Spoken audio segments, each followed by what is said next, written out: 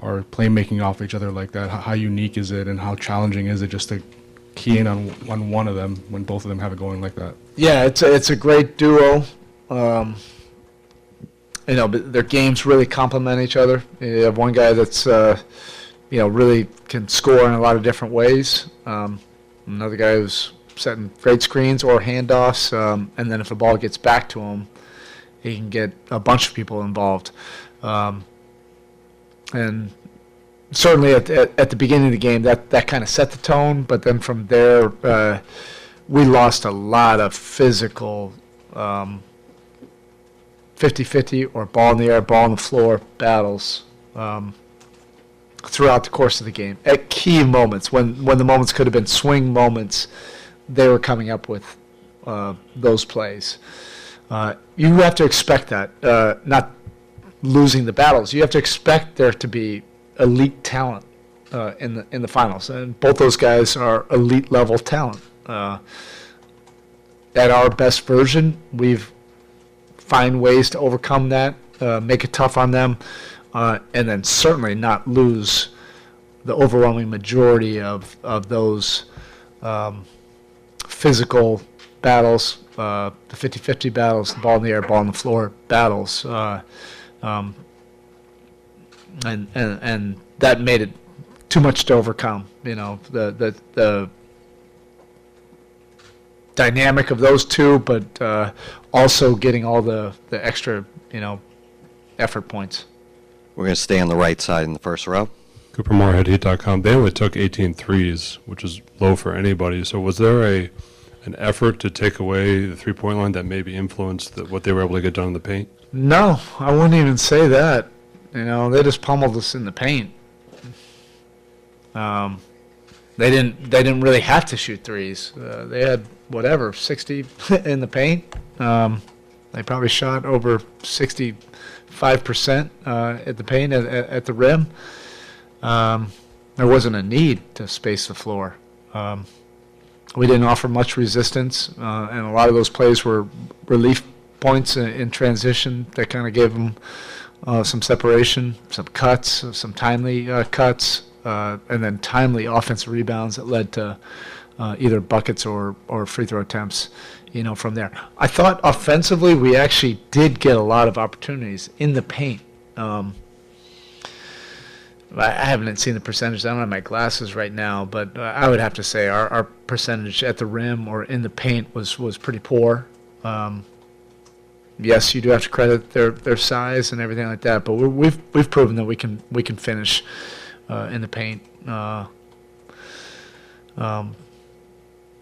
we're at our best. But offensively, yeah, there's definitely some things where we got flattened out, and they jammed us up in possessions, got us late into possessions, and then sometimes we were forced with those plays, and that can kind of have a different flow and feel to it than if it's just, in our typical,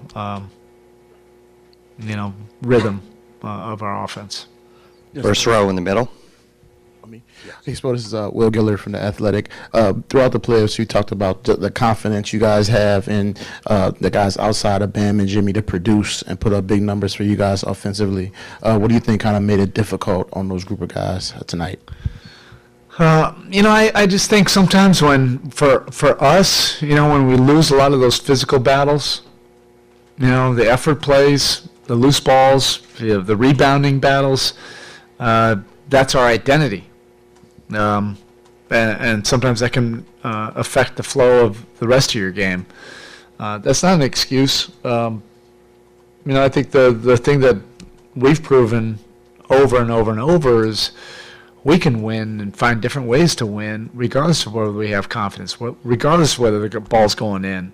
We have a determination to impact the game and find a different solution or different way to win a game, regardless of whether the ball's going in.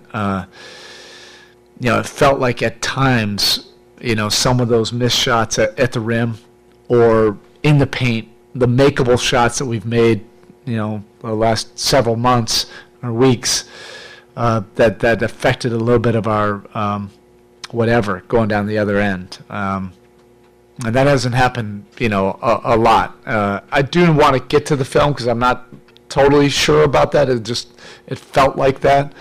We're at best when we're winning those battles first. So you can just check that box. The physical battles, 50-50s, ball in the air, ball on the floor. We win those battles. We figure everything else out along the way. Second row in the middle. Hey, Vince Goodwill, Yahoo Sports. I think the rebound margin was the greatest since like 1972 in a finals game. When you think about this as being what you guys do, was that the message in the locker room of telling the guys, hey, we have to rebound, we have to get to the 50-50? Because it feels like that's the only thing you've said since you've been up here. Yes. Well said. First row on the right side, Tim Reller. Tim Reynolds, Associated Press. Eric, I know you can't do anything about the schedule, obviously. Is it a good thing that there's only one day between this one instead of sitting around stewing on one for 2 days? I would think so. They probably felt the same way, coming off their loss at the extra day, whatever they, our guys are built to compete, built to get out there. That cadence of playing every 48 hours. We'll get to work tomorrow for sure. But our guys, they want to get out there and compete and have a better showing, for sure. Last question, Coach, in the middle. Erik, Rohan Ockerny, Sports Illustrated. I asked you before the game about Denver getting out in transition, even off misses, not necessarily turnovers. You said something to the effect of when Jokić piles up the rebounds, he kind of starts pushing the ball. I think he obviously had many, many rebounds tonight, 20. What's the first step in slowing them down once he gets the rebound? Like, where does it start in terms of stopping them from getting out and running? Yeah, there's a lot of different layers to that, right? Your offensive execution, your intentionality offensively, getting the right shots. It certainly helps, making some of those shots in the paint or at the rim. But regardless, we've proven that we can figure it out even if we're not making 70% of shots in the paint or on rim attempts. But then your floor balance matters, and then your next play speed. The brain speed to get onto the next play, and make sure you have 3 or 4 guys back, and then communication from there. They did get some relief points, particularly in that first half when it was either tied or we had small leads, that they just came right back, with some relief points that just kind of kept them alive and kept them momentum, shifting a little bit. All right, thank you.